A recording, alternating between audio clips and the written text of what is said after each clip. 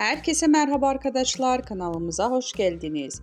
Herkesin içinde yedi bitirdi. Dışarıda mesafeli görüntüler veren ve çok fazla yakın gözükmeyen Hande Erçel ile Hakan Sabancı ilk kez böyle görüntülendi. Birlikte yurt dışından çıkan ünlü çift, Hakan Sabancı'nın herkesin içinde sevgilisine olan yakınlığı hayranları tarafından görüntülendi. Görüntüleri izleyen Erçel hayranları ise Hakan enişte Hande'yi yemiş, Hakan aşka geldi, Hakan biraz yavaş mı olsan yorumları yapıldı.